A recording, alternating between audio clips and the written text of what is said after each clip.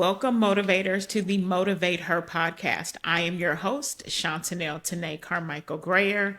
Remember to like and share. You're going to see it somewhere on the screen. Remember to hit the little button at the top to make sure you subscribe so you can listen to every and all podcasts and all information coming forward. And remember, you can listen to the podcast on all streaming platforms where podcasts are heard, and you can listen to us and see us on YouTube. We are going to be doing a wonderful show today on, I don't even know what to really call it, motivated in her momness, but I'm not a mom. How does that look? Yeah, we're going to talk about it.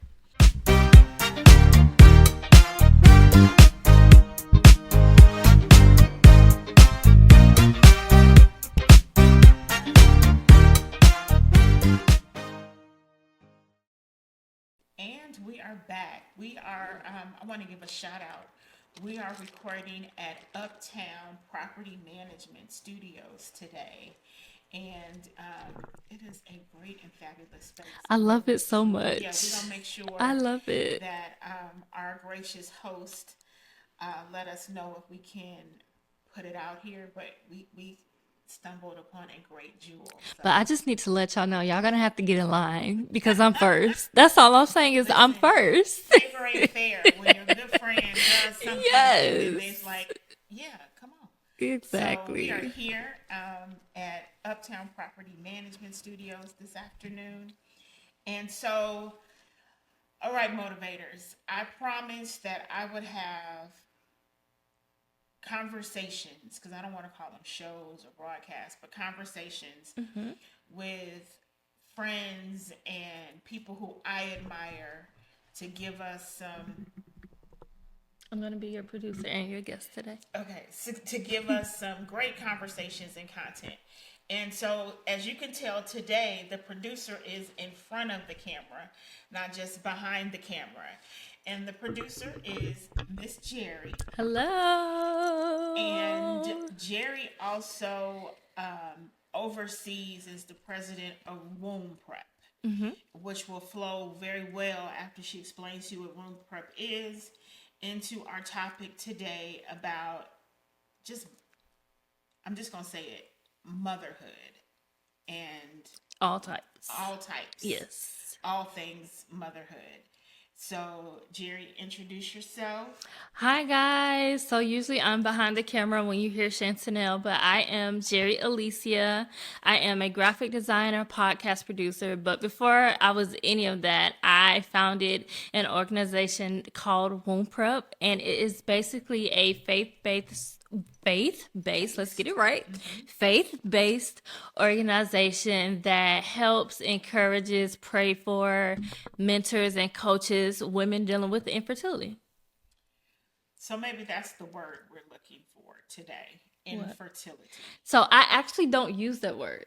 Usually, I will, it's so funny. So usually when I talk about not being able to have children, I usually use the phrase journey to motherhood. Okay. And that's because the Lord gave me a promise. And so I'm going to stand on that promise. And if you look up the definition, because, we word people, we are word girls, right? We need a word. Yes. So we need a word. On so many levels, we need a word. Listen, seriously. And so when I looked up the actual definition of infertility, it didn't match what God told me.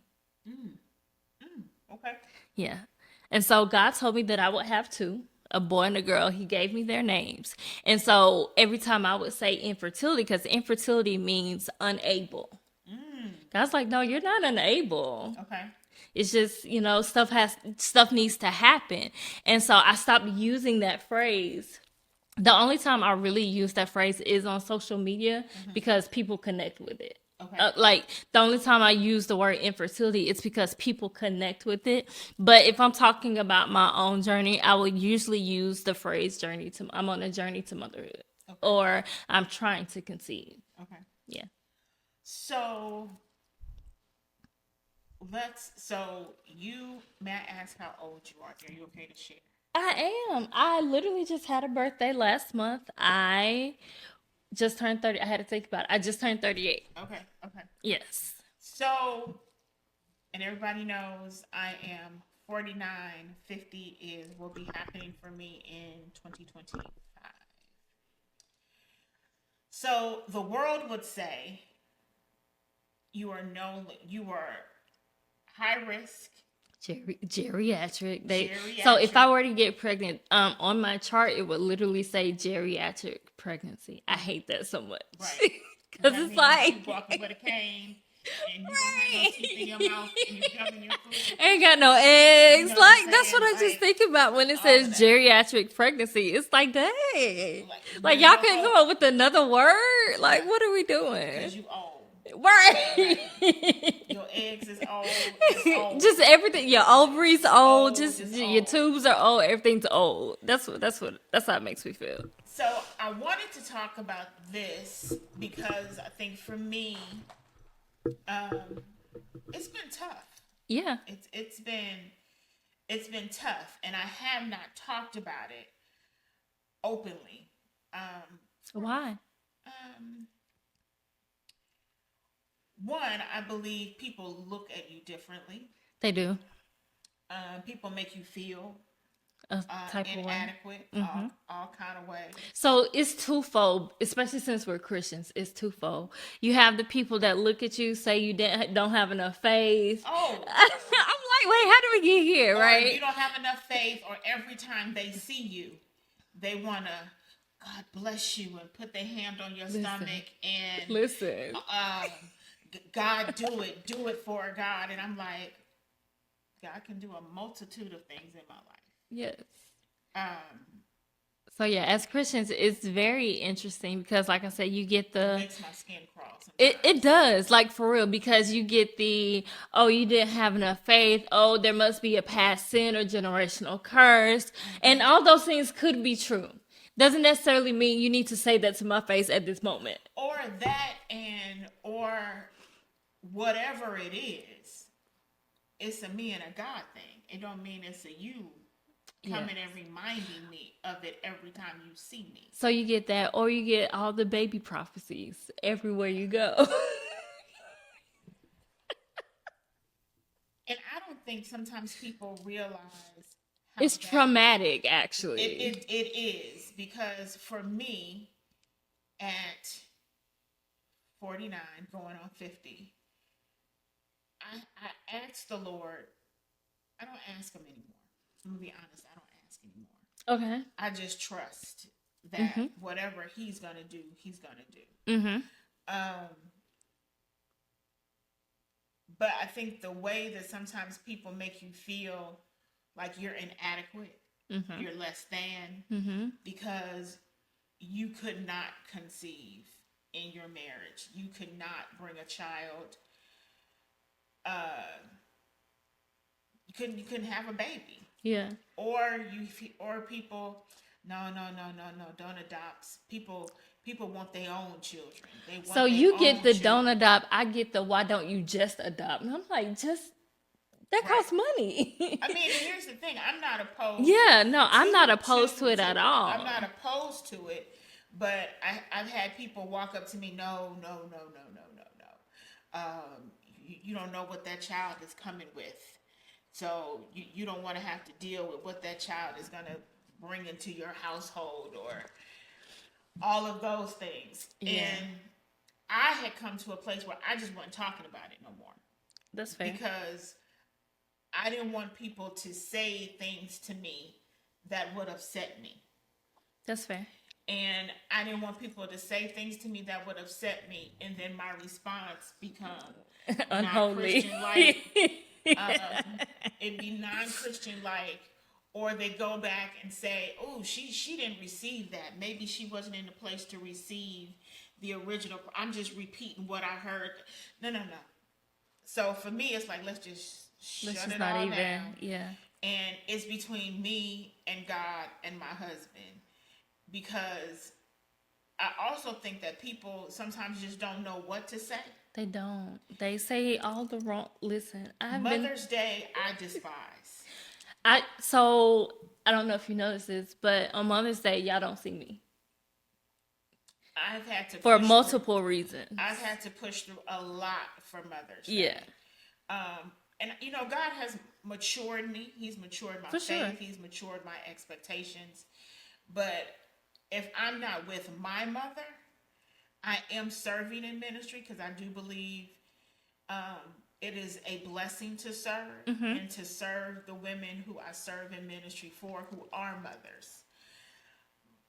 But I don't. But I really try to make the day a day of service, Yeah, and then a day of I'm going home.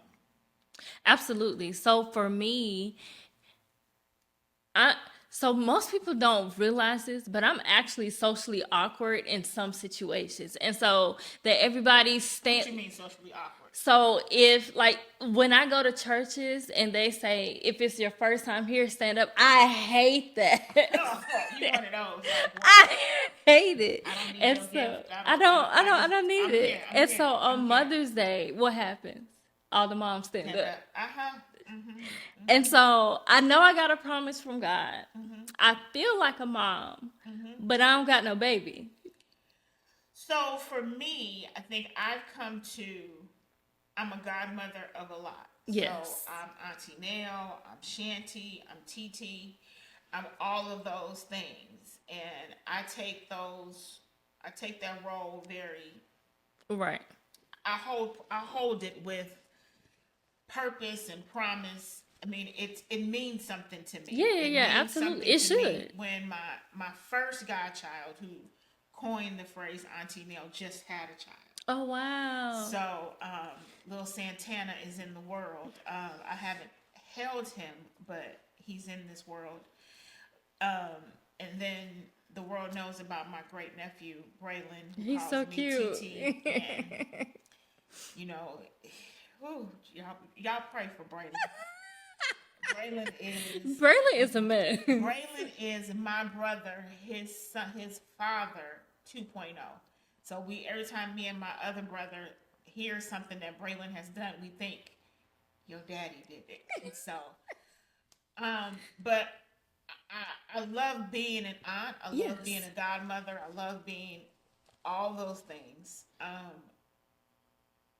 But I think as I look at knowing what menopause means, and then I look at what's next for me in my life.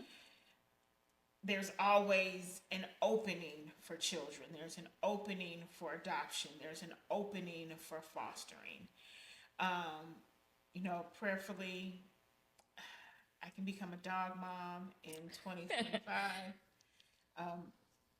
The great Mr. Will saw we got the dog sit and all those things. Oh. But being a mom is something that I want. Yeah. And I've yielded that over to say, God, if it's for me, it's for me. Now I know some people be like, girl, how you just gonna say that? If that's what you want and you're not doing anything, it's nothing more that I can do. I was gonna say sometimes you get to a point where you realize this ain't even in my control. I can't control none of this. I can't do it. I can do all the things I need to do. I'm staying healthy. I'm doing those things, and I'm not saying healthy because some people think, well, you just said you're turning 50, menopause is here biologically, but if a child comes into my life, I still need to be healthy so that I can be there for them. Yeah, absolutely. Emotionally, so I can get in the car and drive to every event that needs to be happening, that I could show up for them. But I think I've come into a place where I've just really woo-sawed it out. I mean, there's no fighting. There's no fighting in the fight of it all. Okay. Like I'm running to the doctor. What more can I do? I've had every procedure. There's no calling the agencies and saying, well, where's my baby? Or where is my child? Because I'm open to more than it being an infant. Because Lord knows, I don't necessarily have to have an infant. You know what I mean? It could be a child. I used to laugh and say, I'm sure that there's a child in West End that need a home. Why West End? That's just, good part of town. It is. You know what I'm saying? Sorry to the people from the West End. I mean, but you know where you live Yeah, though. you know what Like I'm saying? you know what it is. Or there's a child out there that needs a home, and my home would be good for them. So, but I wanted to have this conversation with you, Geri, because one, you're working with mothers, and that's hard within itself because you got everybody all over the place. Who've tried IVF and IVF has failed, who tried adoption and the adoption didn't work through, who have fostered children, fell in love with children, and the children are then taken from them. Who are in all of these different spaces on their But journey to motherhood. yeah, even and more not than there. that, I like in my inbox, I have women who they said, I have women who they said I wasn't going to get pregnant, then I got pregnant, then I lost the baby. What do I do? Yeah, that part. Yeah. That part. So that yeah, part. it's interesting to say the least. So as we talk to women who are in this space, what do we say to them? One, as women of God. What do we say to them? Two, as just women. What do we say to them to keep them encouraged? Because, this will air, around the holiday season. So, which is usually the hardest season girl, for women like us. When you walking through the Target and you with your cart and you see beautiful children begging for a gift, cutting a fool because they want a toy, or you see somebody with the baby, or you see all of that, and then it's not yours. So, or everything is because Christmas is really for children. It really is. It is really a time for children. Adults make the best of it. But how do you cope, and how do you encourage at the same time? So let's talk about the holidays first. So if it's because we're recording this right before Christmas, so it's Christmas time. We see all the babies taking pictures with Santa. Oh, yeah. They got the outfits. They're so cute and all that. You might need to get off social media. I like that. You might need to take a break. Okay. Because it's not going to stop right now. You're going to see pictures with Santa, right? You're going to see pregnancy announcements. Right.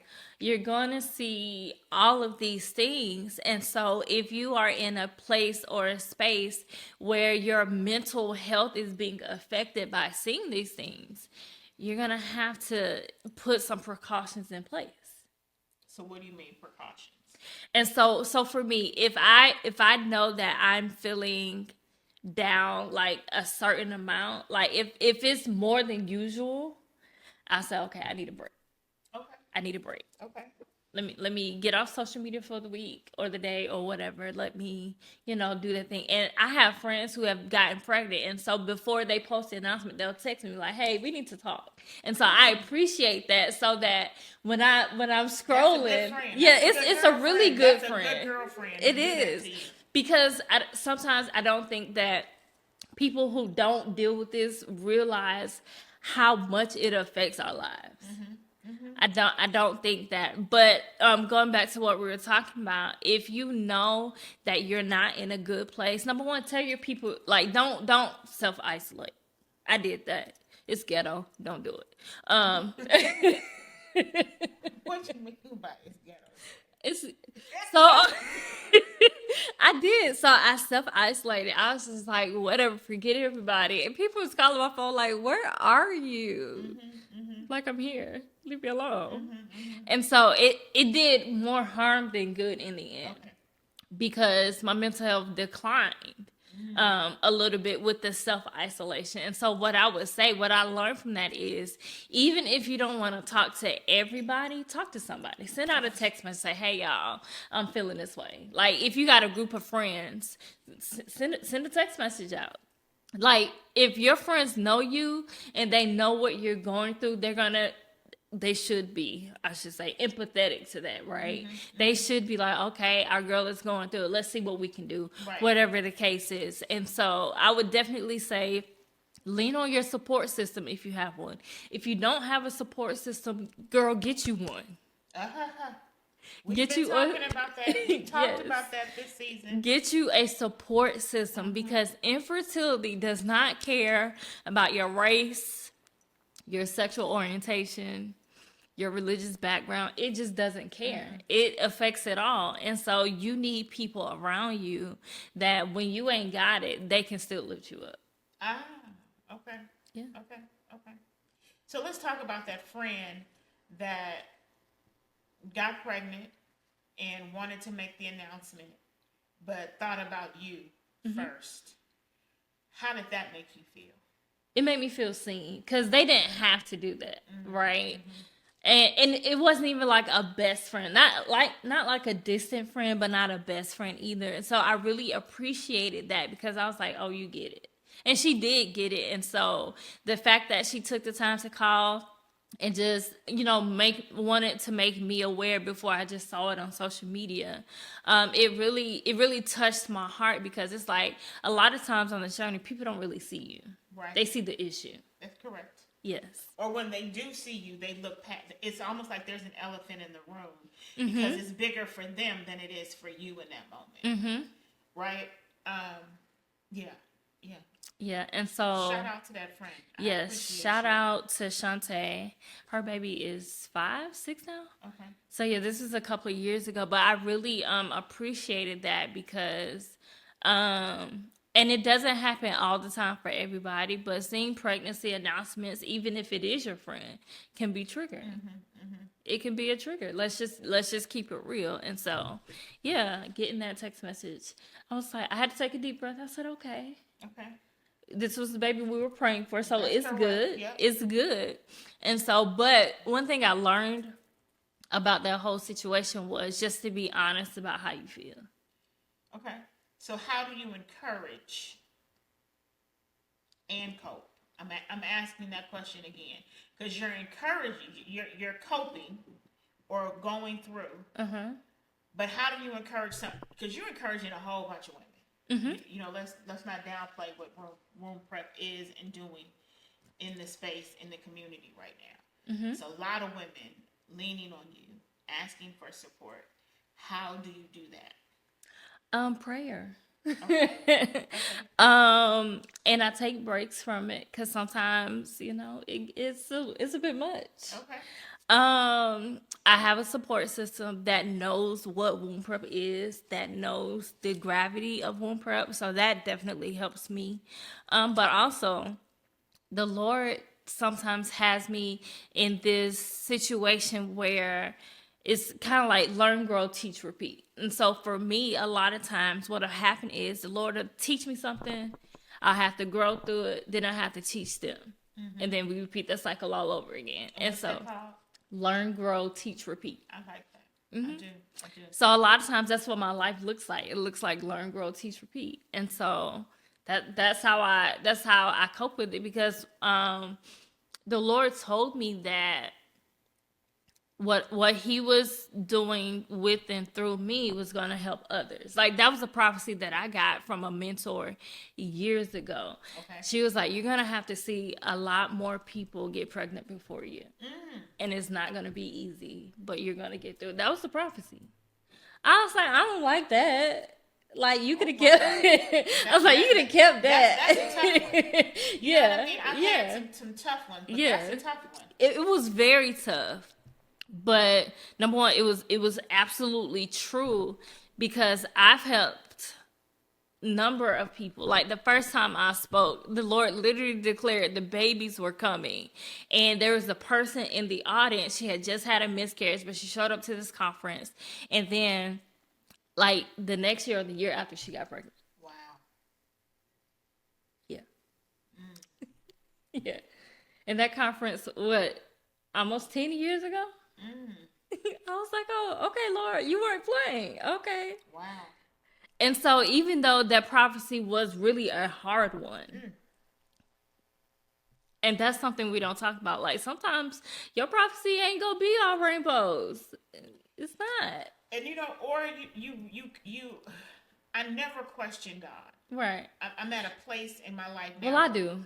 I be having questions. I mean, I have questions for God, but I don't question where it is anymore. especially in this. I've just really come to a Selah in it. Yeah. So I don't really question God, where's my baby? Like that. I just think that's a cringy prayer, number one, in my opinion. Like somebody else could be asking that, in their grief or in their sorrow or whatever. And I definitely understand that. But for me, that's not really a prayer that I pray. The Lord actually told me to stop praying for a baby since he already answered that prayer. He already said, I like that. Okay. he was like, the answer hasn't changed. So what does the prayer look like? Prepare me. Lord, prepare me for what you said is mine. Okay. That's a word all within itself. Yeah. Because if the Lord says, okay, Chantanell, I'm going to give you something. And Chantanell knows the Lord ain't never lied. Mm-hmm. He ain't never went back on his word. Mm-hmm. And then 30 days later, Chantanell's saying the same prayer. The Lord's like, I've already answered that. I'm not answering that again. So you think we get on his nerves? Not that I don't think we get on God's nerves because it's God, but I think that sometimes in our humanity we can keep harping on a certain thing when God is like, okay, we've got that covered. I've already told you yes. I've already told you it's coming. So for the women that I mentor, I tell them, okay, after God told you yes, what did He tell you to do? Mm-hmm, mm-hmm. Mm-hmm. Like, what does that preparation process look like for you? Mm-hmm. Were you supposed to lose weight and you didn't? Mm-hmm. And so now you're mad because God won't put a baby in your body that you didn't get together? Right. Were you supposed to get your marriage together because you don't want your baby coming in dysfunction? Mm. And so that I kind of take them through that. Like, what are we doing? What has God told you to do? Let's start there. Mm-hmm. Let's start with, okay, God, you said, I believe what you said. Now, let's get all the other stuff together. So are we as women, I'm going to just put it like there. Okay. I'll put it out there. If we are in disobedience with things, mm-hmm. does that stress of it all make it harder? Yes. Okay. And I can say that from personal experience. I'm not even saying that like for somebody I know. I know for me. Mm-hmm. And sometimes when we say disobedience, we think it just be some major thing. Oh, yeah. No, disobedience could be you not eating right. Disobedience. So you're not preparing yourself for the Lord to prepare you. Right. Disobedience can be you're supposed to be on prenatal vitamins and you didn't go to the store and get them. Like that can be disobedience, mm-hmm. right? And so, what I would say is and this is not for everybody. So one thing I know is that I mentor a specific group of women. Okay. That have a promise from the Lord, like a legit promise. Because mm-hmm. sometimes these prophets, they don't be telling the truth. But that's neither here nor there. That's not this conversation. That's not this podcast. I'm not equipped to answer those questions or get into that forum. No, we're not. Chantanell. Yes, you are Chantanell. Yeah. But y'all need to stop doing that. Anyway, but so for the women I mentored, the Lord told me a couple of years ago that He was bringing a remnant of children in the earth that were going to do great things. Mm-hmm. And so if my child is going to do great things, I got to be prepared for what that looks like. I like that. I got to be prepared if my child is a prophet. I got to be prepared if my child is a medical genius, right? You got to be prepared for that kind of stuff, not just physically, but are you spiritually prepared for the type of child that God is trying to birth through you? Right. What does your relationship with God look like? Right. I agree with you. Yeah. And so that's kind of how we do that. And so the original question was, how do you cope and encourage? By the grace of God. Okay. Like literally. And I know that's kind of like a churchy answer, but I'm not even kidding. No, because we're going to talk about grace in this season. Like what the grace of God really means. Yes. So when I wanted to have this conversation, and I wanted to have it with you because of what you do, right? What you do with womb prep, what you do with other women. So what about the woman who's suffering in silence? And I'm using the right words. Who's made a decision? That's a real thing. That I'm not going to talk about it because I still don't feel good about it. So let's let the record show. Whatever God does in this area and journey for me to be a mom, I'm grateful that God gonna do it through me. That's where Chantanell is. Yeah. Now Chantanell wasn't always there. Absolutely, facts. Geri wasn't always there either. Right. But there's a woman who is suffering in silence, like praying that prayer over and over and over again. I want to be a mom, Lord, make me a mom. What do I do to be a mom? In a begging fashion. There's that woman that is sitting there upset, angry, mad because she looking around and all of her friends are pregnant or already have children. And she's now in the space of, I got to be a good friend and I got to go to these birthday parties and support my friends. So I'm going to stop you right there. You don't have to go. Oh, you don't have to go? No. So what about your friends that were supporting you or still supporting you and you're not going to support them? If they are a real friend, keyword I said real. If they are a real friend and their baby shower, birthday party, or whatever the event is genuinely triggering you, your friends don't want you to be triggered. Nor should they want you at their party, ugly faced either. Right.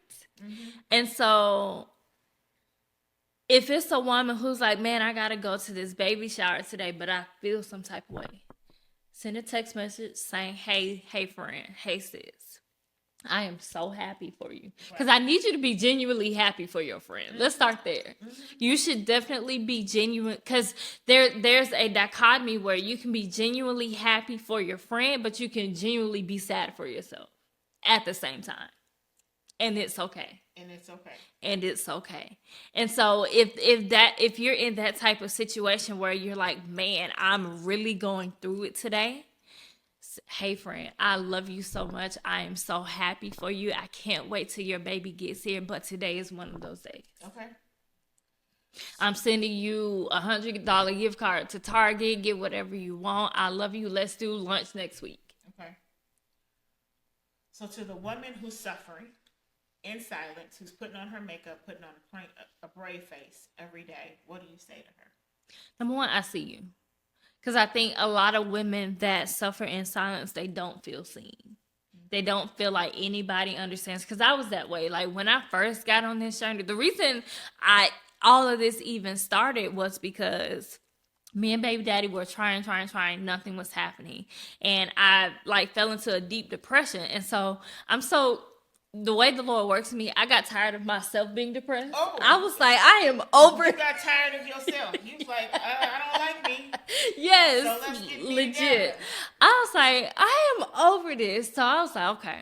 In my brain, I thought, so if I'm going through infertility and the Bible is a blueprint for life, there should be at least somebody in the Bible that went through it. And so how I got my first book was I wanted to study the women in the Bible that overcame infertility.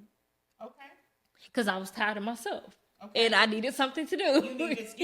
You needed to see that God did it for somebody. Yes, absolutely. And you trust the word of God. Absolutely. That's amazing. That's absolutely. Good. Okay. That's how I got my first book. That's how Womb Prep actually started, because I did a post on Facebook. Hey, y'all, I'm going to study the women in the Bible who overcame infertility. Who wants to join me?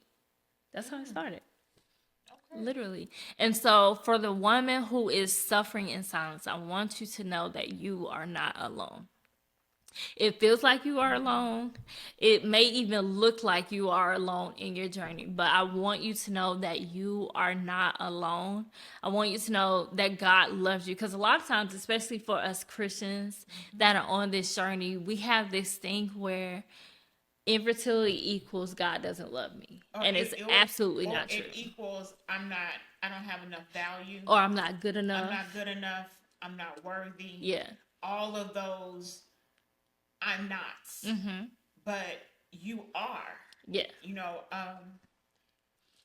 Geri and I attend the same ministry, and a couple of years ago, I think what really gave me the encouragement that I needed in this area of my life is our pastor was doing the Mother's Day sermon. And I remember I had on this green dress. You remember what you had on? I do. Oh, wow. I Okay. do. And it took me into a study because he talked about a mother in Zion. And he referenced me as that. I don't remember this at all. I do. And he referenced me as that in the now, in that timing. Okay. And so I had to go study what a mother in Zion was. So in my studying, and it's funny that I pulled out this journal to make the notes because you know y'all know your girl journals so and pretty. everything. So this is like a little notebook. But when I went back to it, the sermon notes that I had was in here. Oh, wow. And then I also was talking about a whole bunch of stuff, 2024 goals, and yeah. It's God does all things well. He absolutely does. But a mother in Zion, and this is the thoughts, you guys. This is what I was writing. A mother in Zion, or we, are come through of what the church thinks it is or is not. However, a mother in Zion is more than just a woman who has children in church. She is a spiritual legacy. She is a woman with skills and talents that are unique, and they are spiritual warriors. And that a woman that may not have birthed a child still has a demand to leave a legacy in the earth for children. Okay. Right. And that woman is still a woman. She is still loving. She is still kind. She is still compassionate. She is still strong. She is still able to receive any and all great things that Christ has for her. And that her impact on the world is even greater for the generations to come. I love it. Yeah. I like it. Right. So Mother in Zion. So a mother in Zion. Okay. It is not that old lady sitting on the church bench. That's not what it is. It's more than that. And I think, you know, as we wrap up our show, and I'm going to leave you with some journaling tips. Okay. And my journal tip is woman of God, woman of value, woman of worth. You have to know you are worth more than the situation you're in now. Absolutely. And when you're journaling, journal that you're worthy of a great life. You're worthy to be around beautiful children. You're worthy to be loved. You're worthy to be accepted. And you're worthy to be seen as who God is building you up to be. And I would just add to that, you are more than just trying to have a baby. Yes. Yes.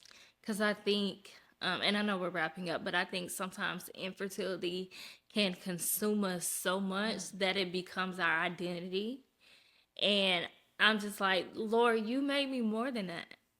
You know, when you say that, I think about, it was funny when we were preparing, a picture of my grandparents popped up, right? When we were doing that. And I can remember my grandmother saying to me, I am more than just a mother. I am, and she started listing all of those things that she was. Yeah. And motherhood was a part of her journey. But that's the same mother of 9, 6 boys and 3 girls. Oh, wow. Okay. But the mother who also miscarried. The mother who adopted children. The mother who was a foster mother. But the mother who was a school teacher. The mother who was a businesswoman. The mother who was, as her card says that I carry in my purse, a motivational speaker. Who was more than just this area of her life. and not to demean anybody who's a mother, who's a Right, great right, right. mother, Absolutely. but it's a totality of who you are. Because there are women who are mothers who suck at being a mom. Listen. Right? That's a whole different conversation. Yes. You know, that's not my portion because I have a great mom. Right. But there are people who are going through or who have made a decision not to be a mom because they didn't have the great mom relationship. Mm-hmm. But there's more to you as a woman, and that you're worthy of so much more. Absolutely. Absolutely. I think the only other thing I would say is you are definitely more.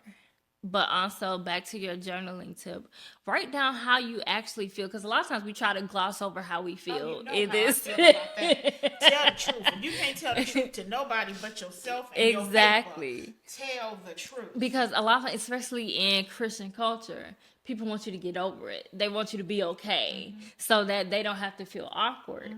And so a lot of times, you know, how you doing today? Oh, I'm fine. You're not fine. You just got finished crying in the car. Right. Like, you're not okay. So say you're not okay. And so I would definitely encourage women who are dealing with infertility, miscarriage, infertility, any of those things. Write down tell God how you feel. God is not scared of your feelings. No. Number one, he already knows. Because you know what? All of those things, infertility, miscarriages, infant mortality, infant morbidity, all of those things are real things. Absolutely. Those are things that God can and will heal and can change. Absolutely. But you got to be honest about it first. Right. I think that a lot of times we just want to, you know, we don't want to make people feel bad. So we're, you know, oh, I'm okay. It is what it is.